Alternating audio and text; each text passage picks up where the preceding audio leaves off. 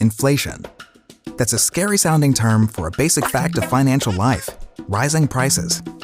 It could refer to the price of a specific good or service, or to a general rise in the prices of all things we buy: smartphones, cars, haircuts, avocados, chew toys. You get the picture. Everything. Is inflation good or bad? Like most things economic, it depends.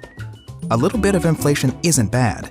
Actually, it's a sign of a healthy economy, a robust job market, confident consumers, and businesses that aren't afraid to innovate, invest, and hire.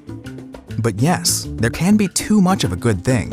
If inflation rises too fast, like it did in the late 1970s, and more recently amid the COVID-19 pandemic, increasing prices can wreak havoc on household and company budgets as things cost more.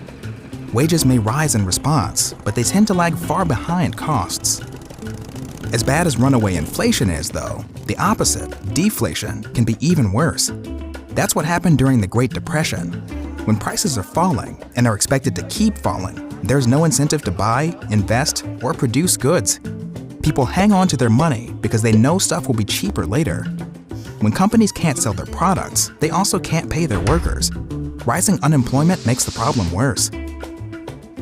All economies have hot and cold periods, but the people in charge of the money flow, the Treasury and the Federal Reserve Bank, keep a careful eye on the temperature controls.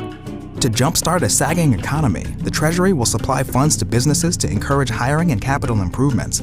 They'll even send checks to taxpayers to nudge consumer spending.